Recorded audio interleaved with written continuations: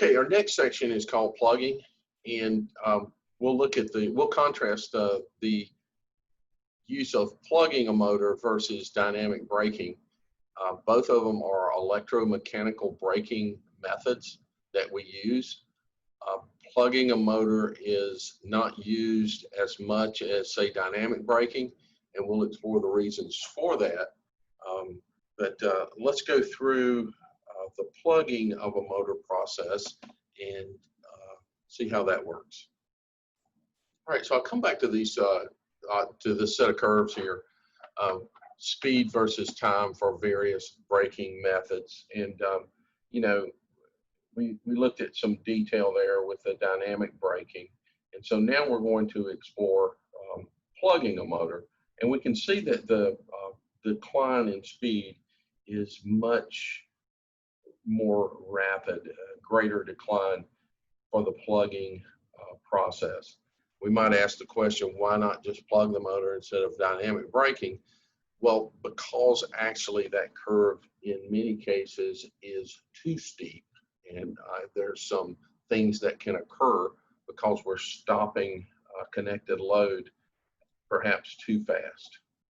When we get finished with this, we will have explored, coasting, which is just, disconnecting the supply from the motor, the dynamic braking, and the plugging. So let's look at what a little difference in what the plugging motor circuit looked like versus the dynamic braking circuit.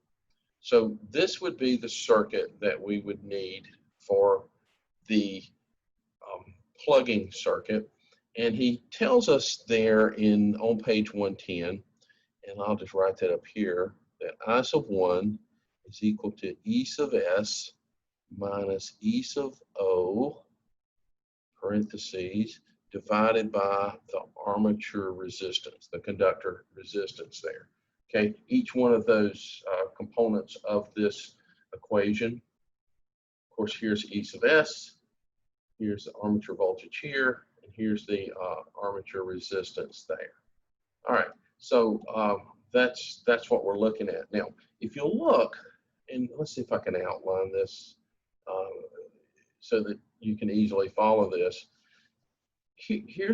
This looks just like the circuit that we had for dynamic braking, right? This was what we were dealing with. This, and it was connected through here. We had this parallel field for the shunt connection, and of course the motor was operating, normally how we think about the DC shunt motor operating. Now, what's going to be different? What's going to be different with this, and the detail in this is what makes it work. I can still open this circuit, right? I can still open this circuit, but notice this. The source has two connections.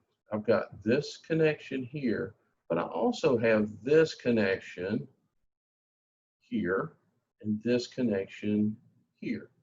I did have different colors, so I could have used different colors maybe, right?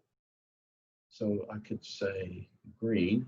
So I have that connection here and this connection here. So the big difference that we're going to see here is when we open this connection to the armature and we close it to this second connection, we're going to close it to the source with the polarity switched, right? Because here's positive and positive, and here's negative and negative. But the difference with this and the dynamic braking is that we took the source out of the circuit when we switched the connections. So if we tried to do this, like if we had just this circuit and we went from the red position here and closed to the green position, our equation is going to suddenly change, and it's going to be a major change here. This current that's flowing now becomes source voltage plus armature voltage divided by armature resistance, okay? So in normal operation here, you know, we were subtracting the armature from the source, but if we were to connect it in this scheme, we're going to get source voltage plus armature voltage. Now, that would not be good, because what we would have is a current that he says could be 50 times 50x the FLA, and the damage that could occur to the brushes and the commutator and the everything, the circuit breakers would open, all this sort of thing. So that is not enough. That's not going to be sufficient to create this plugging circuit that we need. This is going to cause major problems. So let's add something to this to make this more of a practical method for stopping the motor. And the thing that we add to this to prevent this 50 times full load current is we add this resistor here, okay? So we're going to add this resistor to this circuit so that when we go from this position to this position, yes, E sub S adds to E sub O, but what we've also done is we've incorporated an additional resistor, and we're not relying solely upon the resistance of the armature. So what we can do is we'll design this circuit and we'll make this resistance a value that will get us back to that sort of limit that we looked at, the 2 times the FLA. So we can select the resistor value that will give us that situation. Okay, so you know, in effect, you know, when this reverse torque is created, the reverse torque is created, and what will happen, you know, at some point, you know, the I sub 2 becomes 0 and it comes to a complete stop.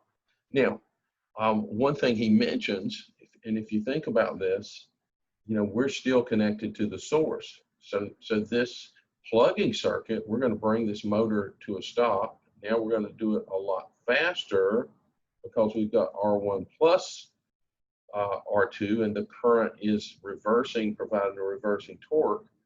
But the other thing that we've got to consider is if we don't, after we bring this motor to a stop, it will actually reverse itself if we continue to have it connected after it comes to a stop.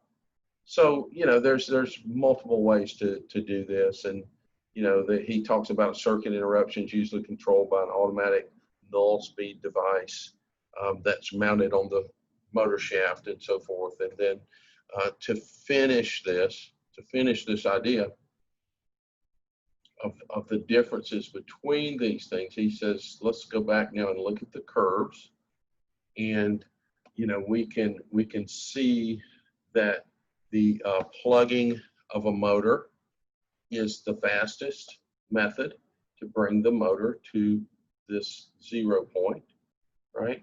So to bring the motor to this, it's you know, here, and for the dynamic braking, it's much, you know, a different curve altogether, you know, bringing it to a slower, smoother stop than with plugging the motor. He says, note that the plugging stops the motor completely after this interval of 2 of these time constants, and we'll develop this time constant here in the next section. And you know, with the dynamic braking, we're still at 25% of the speed that we were after 2 of those. Okay, so you know, dynamic braking is an option. You have to have the system such that it can withstand this sudden of a stop, but it is a method that can be used in certain applications. All right, so we want to take away dynamic, we want to take away plugging, and of course the coasting, again, that's just disconnecting and letting frictional and windage forces cause the motor to come to a stop.